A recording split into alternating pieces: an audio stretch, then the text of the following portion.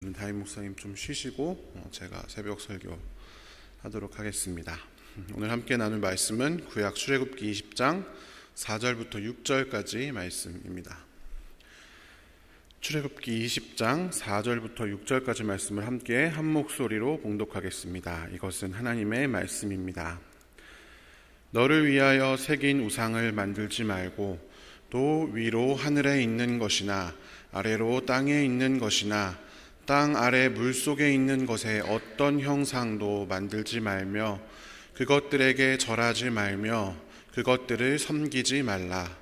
나 내 하나님 여호와는 질투하는 하나님인즉 나를 미워하는 자의 죄를 갚되 아버지로부터 아들에게로 3, 4대까지 이르게 하거니와 나를 사랑하고 내 계명을 지키는 자에게는 1000대까지 은혜를 베푸느니라.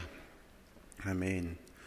오늘은 두 번째 계명, 우상을 만들지 말라를 두 번 나눠서 제가 다룰 텐데, 첫 번째 보이는 우상, 보이지 않는 하나님, 이런 제목으로 10계명 두 번째 계명에 대해서 함께 이야기를 나누어 보고자 합니다.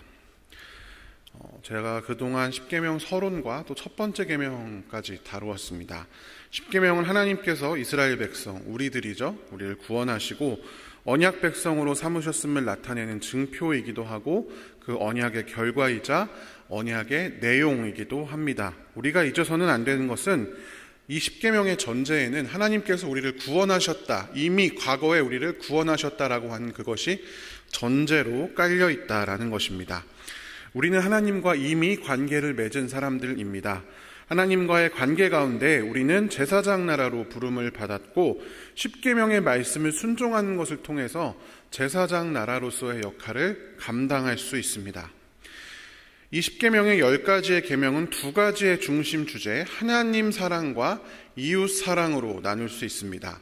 중간에 있는 제5계명은 하나님 사랑과 이웃 사랑이 전이 되는 그 과정인데요. 그 중에 지난 시간에는 첫 번째 계명, 나 외에는 다른 신을 내게 두지 말라 라고 하는 그 계명에 대해서 다루었습니다. 이 첫 번째 계명은 이후에 이어지는 모든 계명의 시작점이자 중심 축으로서 인간의 필요에 의해서 만들어낸 다른 신들과 다르게 하나님은 살아계신 참 신으로서 인간의 일에 적극적으로 참여하십니다. 또한 자신의 일에도 인간을 적극적으로 참여시키시는데 그 방법이 무엇이냐? 바로 순종. 우리가 하나님의 말씀, 계명에 순종함으로 하나님의 일에 참여할 수 있습니다. 그것이 바로 제사장 나라로서의 역할이 되겠죠. 오늘은 제2계명, 우상을 만들지 말고 섬기지 말라라고 하는 이 계명에 대해서 두 번에 걸쳐서 나눌 텐데, 그 앞서 첫 번째 오늘은 시간이 되겠습니다. 오늘 본문 그 출애굽기 20장 4절부터 6절까지를 함께 읽었습니다. 사실 이 두 번째 계명은 앞에 이 첫 번째 계명과 크게 차이가 느껴지지 않는 것처럼 여겨지기도 합니다. 제가 어렸을 때 10계명을 처음 들었을 때는 1계명이나 2계명이나 그게 그 말 아닌가? 왜냐하면 우리에게는 다른 신을 섬기는 게 우상을 섬기는 것이다, 이런 이제 등식이 우리도 모르게 머릿속에 있기 때문입니다. 그래서 이게 동어 반복으로 들리는 것이죠. 실제로 유대인들은 이 계명을 그 앞에 우리가 1계명으로 하는 그 1계명이랑 합쳐가지고 하나의 계명으로 봅니다. 유대인들은 제가 서론할 때 말씀드렸다시피 10계명의 서론 부분을 제1계명으로 하고 이 두 번째 우리가 말하는 1계명과 2계명을 합쳐서 제2계명으로 이렇게 봅니다. 왜냐하면 또 그런 구분이 가능한 이유가 있는데, 뭐냐면 우리가 오늘 본문을 살펴보면 두 번째 계명이 나오고 그 뒤에 나 내 하나님 여호와는 질투하는 하나님이다 라고 하면서 뭔가 부수적인 내용이 나오잖아요. 그러니까 이 내용들이 잘 읽어보시면 1계명과 2계명의 통합해서 해당하는 이야기거든요. 그러다 보니까 이 부분이 그 앞에 두 개가 다 한 묶음이기 때문에 그거에 대한 대답으로 이 두 번째 거가 나왔나 보다, 이렇게 이해를 할 수도 있습니다. 그것이 틀렸다는 것이 아니라 그렇게 이해하기도 합니다. 그러나 우리가 이 계명, 이 첫 번째 계명과 두 번째 계명을 이 기독교에서 따로 구분하는 분명한 이유도 있습니다. 왜냐하면 이 제2계명은 제가 지난주에 제1계명에 대해서 설명해 드렸던 모든 계명의 출발점이자 중요한 원칙이 되는 제1계명과는 조금 다르게 뭔가 더 구체적인 금지사항을 나열하고 있기 때문입니다. 우리 출애굽기 20장 4절, 5절 상반절까지를 한 번 더 세 번역으로 읽어보겠습니다. 너희는 너희 하고 있는 땅에 있는 물속에 있는 어떤지 모양을 본떠서 만든다. 너희는 그거라고 그것들을 못 당신에서 벗어 뭔가 들면 안 된다. 그래서 중요한 거는 위로 하늘에 있는 것, 땅에 있는 것, 물속에 있는 것, 어떤 모습을 본떠서 우상을 만들면 안 된다라고 구체적으로 이야기를 하고 있습니다. 단순히 다른 신을 예배하지 말라, 내가 참신이다 라고 하는 차원에서 좀 더 구체적이고 현실적인 실천적인 행동의 금지가 바로 이 계명에서 나타나고 있습니다. 그래서 이 계명을 우리는 또 앞의 계명과는 좀 더 다른 두 번째 계명이다, 이렇게 이해를 하는 것이죠. 그렇다면 질문이 하나 있습니다. 왜 하나님은 다른 형상을 만들지 말라고 하셨을까요? 정답부터 말씀드리면 근본적으로 하나님은 보이지 않는 분, 다른 신과 하나님과의 결정적인 차이점이 무엇이냐? 그것은 보이지 않는 분이 바로 하나님이시기 때문입니다. 하나님은 근본적으로 우리에게 말씀하시는 분입니다. 그는 말씀이신 분이십니다.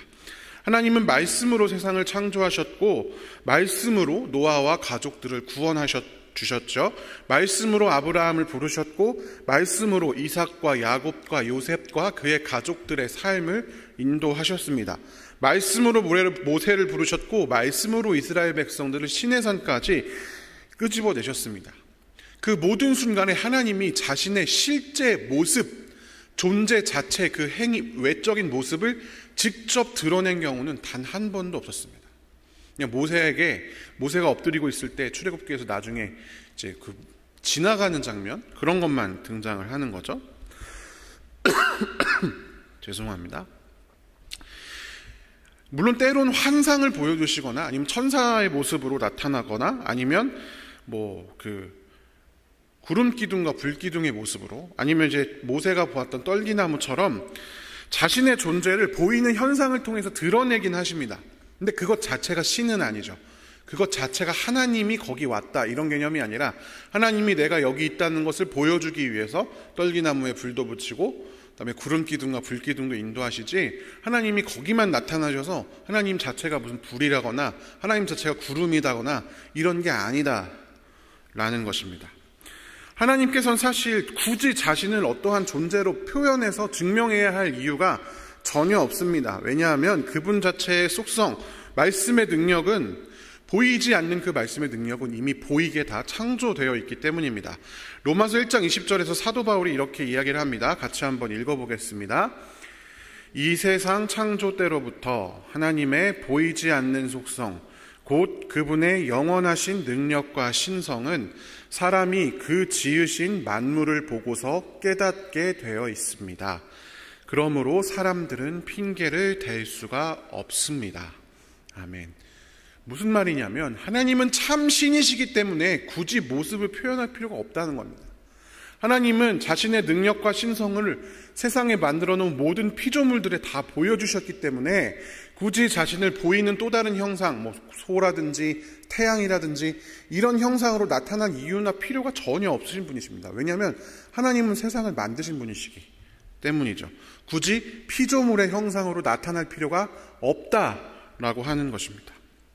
반면에 여러분, 우상들은 모두가 다 눈에 보이는 것이었습니다. 창세기에 나오는 드라빔, 여러분 드라빔이 나오죠. 드라빔도 다 우상의 형상을 갖고 있습니다. 이스라엘 백성들이 두고두고 걸림돌이 되는 바알이나 아세라나 금송아지, 이런 것들 다 형상입니다. 우리가 잘 알고 있는 이집트의 신들도 다 어떤 모습으로 되어져 있고, 블레셋의 신인 다곤도 우리가 이렇게 생겼습니다. 이러한 신들은 다 공통점이 있습니다. 무엇이냐면 태양, 번개, 구름 같은 자연물이거나 아니면 새, 강아지, 사람, 이런 우리가 아니면 그것들을 막 조합해서 새의 머리에 사람의 몸, 태양의 얼굴에 사람의 몸, 막 이런 것들이죠.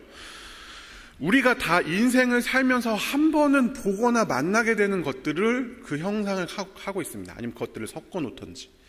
우리가 물고기 보잖아요. 새도 보고 개도 보게 되고 태양도 보게 되고 구름도 보게 됩니다. 누구나 다 한 번 정도는 살면서 눈이 멀거나 이런 사람이 아닌 이상은 볼 수밖에 없는, 만날 수밖에 없는 그런 존재를 가지고 신으로, 한 번씩은 우리가 확인 가능한 것을 가지고 신으로 칭하고 있다. 그것들이 우상의 공통점들입니다. 그래서 누구나 다 한 번은 신을 만나볼 수가 있는 것이죠. 그리고 이 우상은 단순히 하나님이 아닌 다른 신만 가지고 우상이라고 하는 것은 아닙니다. 이스라엘 백성들이 하나님과 모세가 시내산에 있던 그 순간에 금송아지를 만들고 그를 가리켜서 무엇이라고 했는지 성경에 기록되어 있는데 같이 한번 읽어보겠습니다.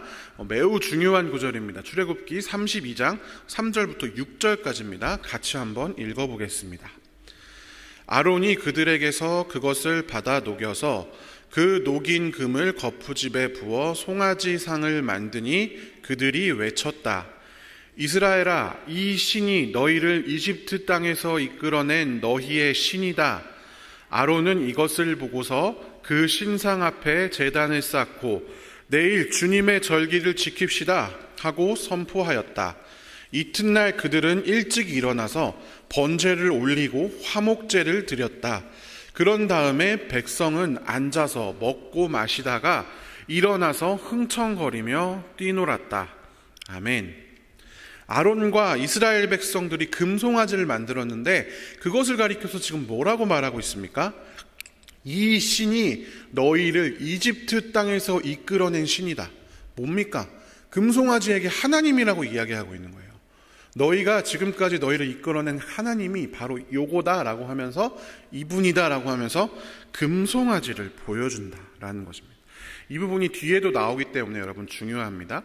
이스라엘 백성들이 이 금송아지를 만들어 놓고 우리 내일 우리 하나님께 예배 드립시다 하면서 금송아지 앞에 가서 번제도 드리고 화목제도 드렸습니다. 다 율법에 제정되어 있는 것들이죠.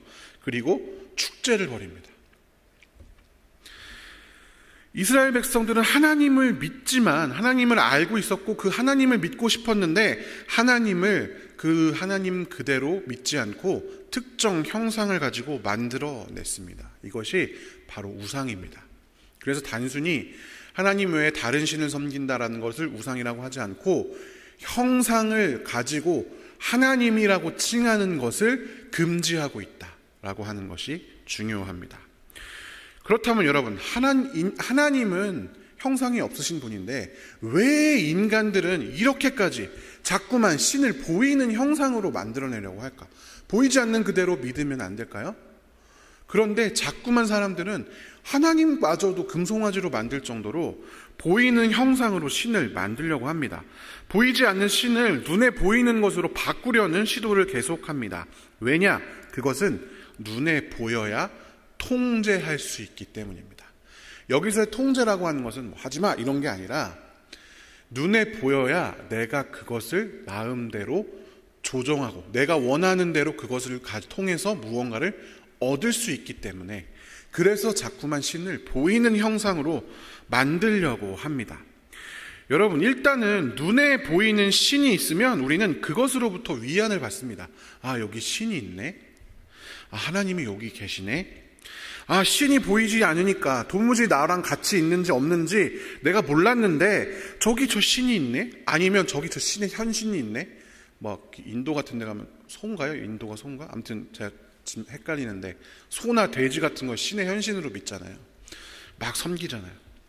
아, 그럼 요 보이는 요거를 잘 대하면 나에게 축복이 오겠지. 안심하는 거죠. 신의 형상 혹은 신의 현신을 가지고 섬김을 통해서 신을 향한 자신의 의무를 다하려고 합니다. 그리고 그것을 눈에 불을 켜고 찾아 헤매죠. 어디 신물이 없나? 성물이 없나? 기독교에서도 여러분 중세에 이런 일들이 일어났죠. 예수님이 매달린 십자가 조각, 예수님이 찔렸다는 창, 롱기누스의 창, 이런 것들 성물을 막 만들어내가지고 십자군 시대에 그거에 막 헌신하게 만듭니다. 그거를 어떻게든 하면 패배하지 않을 것처럼. 근데 웃긴 게 십자가에 그 예수님 찔린 창이라고 하는 걸 막 발견했는데 그 전쟁에서 지고 말아요. 그 사람은 비참한 죽음을 맞이합니다. 그걸 발견했다고 막 이야기한 사람. 역사의 어떤 흐름이죠. 어찌되었든 하나님 입장에서 보면 여러분 얼마나 이게 어이없고 황당한 노릇이겠습니까? 하나님께서는 자신이 시간의 흐름을 만들어냈음에도 불구하고 자기 자신이 시간의 흐름 속에 계속적으로 참여하면서 사람을 사랑하고 사람을 만들고 사람을 구원하고 계속적으로 말씀하시는데 그것에는 관심도 없고 믿지도 않고 마치 없었던 일인 것처럼 지금 당장 보이는 신, 내가 그래서 저 신을 어떻게 기쁘게 해서 내가 위안을 얻기 위해서, 내가 저 신을 기쁘게 해서 돈을 얻기 위해서, 명예를 얻기 위해서, 도움을 얻기 위해서 그것을 찾아 헤매는 것입니다. 그리고 여러분 요즘 어떻게 됩니까? 그 형상을 나중에 집에 갖다 놓죠. 집에 갖다 놓으면 어떻게 되는 거예요? 신이 우리 집에 갇히게 되는 거예요.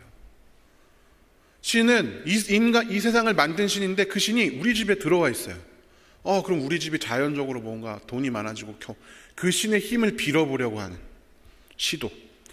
창조주의자 모든 것의 주관자인 신을 체포하는 순간이 되는 것입니다. 또한 여러분 통제가 가능하다고 하는 것은 현세적인 것, 지금 당장 눈에 보이는 어떤 이득을 원한다라는 것입니다. 보이기 때문에 섬기기가 쉽거든요. 제가 설교 때 여러 번 말씀드린 적 있습니다만 저희 교회 처음 왔을 때 교직원분들하고 같이 무슨 절에 간 건 아니고 산에 이제 갔다가 절이 있어서 그 절을 문화재를 탐방하러 갔는데 거기에 그 재밌는 게 있었다고 말씀드린 적이 있죠. 여러분 이 절을 폄하하는 게 아니라 그 행위를 말씀드리는 겁니다. 부처의 금치를 직접 해보십시오. 돈을 얼마 내면 그 불상의 금치를 자기가 직접 할 수 있는 거예요. 제가 그때 전희진 변호사랑 보면서 참 신박하다, 대단하다. 우리도 십자가에 금치를 해보십시오 하면 사람들이 헌금을 많이 낼까 막. 농담이지만 장난이지만 저걸 내면서 저 금치를 하면서 얼마나 감격할까. 내가 부처님의 용 안에 금치를 하고 있네. 얼마나 부처가 나를 도와줘. 그런 생각이 들어서 참 대단하다. 이런 생각을 했었는데 여러분 보이지 않는 신, 우리가 다 경험하지만 보이지 않는 하나님을 믿는다는 게 쉬운 일이 아니거든요. 내가 잘하고 있는지 못하고 있는지 확인할 수 있는 길이 없습니다. 보이지 않으니까. 내가 하나님 뜻대로 순종을 하는데 그게 정말 잘하고 있는 건지 못하고 있는 건지 확인할 길이 없는 거예요. 피드백이 안 오니까. 근데 여러분 보이는 부처에 금을 칠한다고 해보세요. 처음에는 금이 없고 그냥 쇠였는데 온몸에 금이 다 칠해지면 이 신이 얼마나 좋아하실까. 보이는 신을 섬기는 것은 쉽습니다. 쉽고 좋은 시청각 재료이기 때문입니다. 그래서 이런 우상들은 하나님을 향한, 하늘을 향한 우리의 시선을 막아버립니다. 자꾸만 쉬운 길을 찾게 하고 자꾸만 신을 내 소유로 삼게 하고 신에게 무언가를 얻어내려고만 하게 만들기 때문입니다. 아까 서두에 말씀드렸다시피 하나님과 우리의 관계는 하나님이 명령하시고 우리가 순종하는 관계. 그래서 하나님이 이 세상을 구원하시는 하나님의 일에 우리를 참여시키는 관계인데 그거랑 아무 상관없이 그저 하나님을 내 종처럼 부리는 행위가 바로 우상을 섬기는 행위다라는 것입니다. 이스라엘 백성들 어떻습니까? 10가지 재앙, 홍해의 갈라짐, 구름 기둥과 불 기둥의 인도, 반석에서 불 나는 것 모두 목도한 이스라엘 백성들이 단지 모세가 시내산에 올라가 있던 그 얼마 안 되는 기간을 참지 못해서 그 모든 역사, 그 모든 기적을 다 잊어버리고 당장 눈에 보이는 형상을 만들어서 그것으로 위안을 삼고 그것을 예배하고 그것을 기뻐하는, 즐거워하는 그 모습을 여러분 생각해 보십시오. 보이지 않는 하나님, 오늘도 말씀하시는 하나님, 내 존재의 역사 자체를 인도해 가시는 세상의 만물과 성경에 나와 있는 모든 역사와 예수의 십자가와 성령의 인도하심과 우리가 지금 이 자리에 있기까지 생물학적으로 또 신학적으로 우리가 여기에 존재하기 위해서 얼마나 많은 사람들이 필요했는데 하나님이 그것을 우리를 위해 준비하셨는데 그것들은 다 잊어버리고 오늘도 내가 살아있다, 내가 네 아버지다, 내가 너를 구원하였다 선포하고 계시는 하나님, 내 삶에 명령하시고 순종을 원하시고, 얘들아 너희가 나의 제사장내라가 되어서 나를 모르는 사람들에게 나를 좀 전달해다오 라고 하는 하나님의 부탁, 하나님의 명령을 싹 다 잊어버리고 우리 옆집에 있는 강아지처럼, 해피처럼 턱을 이렇게 하면 이렇게 하는, 좋아하는 그런 존재처럼 하나님을 만들어버리고 있다는 것입니다. 그렇게 해서 기쁨을 얻는 거죠. 어떻게든 쉽게 그를 소유해서 내 종으로 만들어버리는, 그래서 그 형상을 보이는 것만 잘하면 내가 복을 얻는 그런 악한 모습이 바로 형상을 만들어서 심지어 하나님까지도 형상으로 대치해서 섬기려고 하는 우리의 악한 습성이다라고 하는 것입니다. 여러분, 이스라엘 백성들이 하나님을 알고 하나님을 경험했으면서도 금송아지를 섬겼던 것처럼 우리가 교회를 다니고 하나님을 믿는다고 하면서도 얼마든지 우상을 섬길 수가 있습니다. 우리가 하나님을 믿고 하나님을 바란다고 하면서 보이지 않는 하나님을 신뢰하는 것이 아니라 돈이나 명예나 권력, 흔히 말하는 세상의 다른 것들을 더 믿을 수 있죠. 이런 거는 많이 들으셨으니까. 그런데 여러분, 우리가 더 주의해야 할 것이 있는데, 그것이 무엇이냐면 심지어 우리는 교회나 직분이나 목사를 믿을 수도 있습니다. 그게 우상이 될 수도 있어요. 왜냐? 보이는 것이니까. 그래서 우리가 이해가 안 되지만 어떻게 저런 파렴치한 짓을 한 목사가 새롭게 교회를 만드는데 어떻게 저렇게 사람들이 많이 모일 수 있지? 이상하지만 당연한 겁니다. 왜? 우상을 섬기는 습성이 우리한테 있기 때문에. 그 뒤에 있는 하나님을 보는 것이 아니라 그 사람의 말, 그 사람의 행동, 그 사람의 얼굴, 그 사람의 표정, 그 사람의 카리스마, 그 사람의 언변을 더 신뢰하기 때문에. 보이는 거잖아요. 얼마든지 우리가 보고 그것을 따를 수 있잖아요. 그런데 여러분, 잘 생각해 보면 우리는 하나님을 믿을 때보다 이런 것들을 믿을 때가 때로는 더 많다라고 하는 것입니다.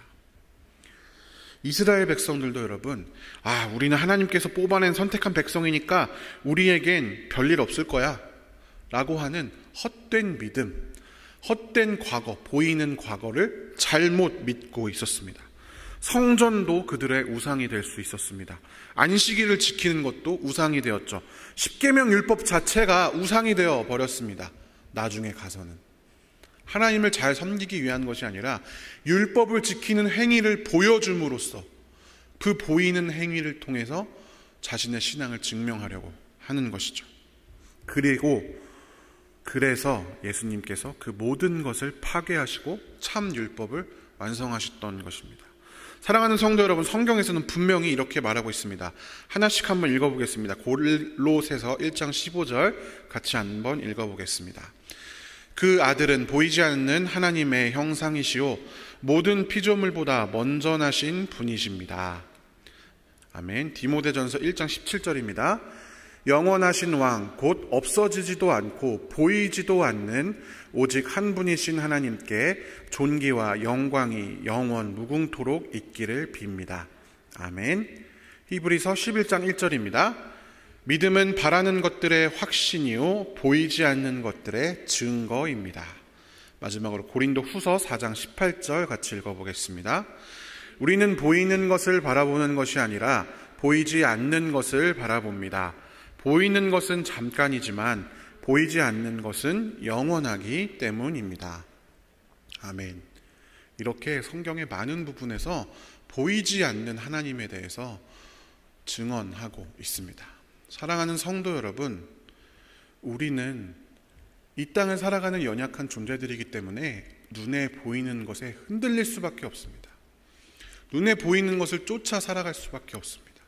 우리가 기도하고 이렇게 이 시간에도 나와서 새벽에 나와서 토요일 날 아침에 나와서 다 자고 있는 시간에 나와서 기도하고 긴 시간 동안 말씀 듣는 이유는 오늘 하루도 보이는 것에 흔들리지 아니하고 보이지 않는 하나님의 그 말씀, 보이진 않지만 이 세상을 놀라운 능력으로 온갖 자연 법칙으로 온갖 말씀의 능력으로 인도해 가시고 이끌어 가시는 그 하나님을 바라보고 보이지 않지만 바라보고 그것을 믿음으로 그 명령에 순종하기 위해서입니다. 다른 것이 아닙니다. 하나님께 잘 보여서 복을 받기 위함도 아니고, 내가 뭔가 행위의 금자탑을 쌓아서 남에게 보여줄 만한 새벽기도 10년 개근, 물론 아주 훌륭한 일이고 상을 드려야 되는 일이지만 그것을 위해서 나온다면 우상을 섬기는 것일 수가 있겠죠. 중요한 것은 보이지 않는 하나님을 우리가 예배할 것이냐, 우리는 어떤 신을 예배하고 있느냐, 교회에 나와서 앉아있는 게 중요한 게 아니라 보이지 않는 참 하나님을 예배하느냐, 아니면 보이는 다른 존재를 예배하느냐, 이것이 오늘날 우리의 신앙의 싸움인 것입니다. 사랑하는 성도 여러분, 오늘도 보이지 않는 하나님을 믿음으로 확신하며 살아갈 수 있는, 그 하나님의 말씀에 귀 기울이고 그 하나님의 말씀에 순종할 수 있는 귀한 성도들 되시기를 주님의 이름으로 축원합니다. 함께 기도하겠습니다. 사랑의 하나님, 오늘 아침에도 귀한 말씀을 우리에게 허락하여 주시니 감사합니다. 하나님, 우리는 연약하여서, 믿음이 연약하여 보이는 다른 것들을 쫓아 살아갈 때가 너무나도 많이 있습니다. 보이지 않는 하나님을 믿는다는 것, 막연하게 느껴질 때가 많고 어렵게 느껴질 때가 많고, 그리고 그게 보이는 다른 것들보다 뒤가 될 때가 우리 삶에 너무나 많이 있습니다.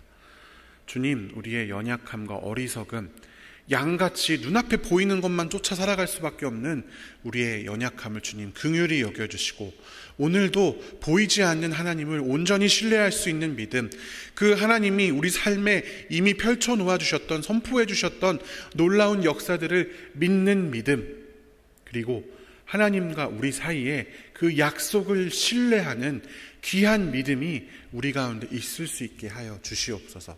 그래서 다른 보이는 것들로 하나님을 기쁘게 하려는 모든 시도가 아니라 하나님의 말씀에 순종하고 하나님의 뜻에 귀 기울이며 그 뜻을 실천하는 것을 통해서 하나님을 기쁘시게 하고 하나님께서 우리에게 맡겨주신 귀한 일들을 감당할 수 있는 믿음의 자녀들 될 수 있도록 우리와 함께하여 주시옵소서.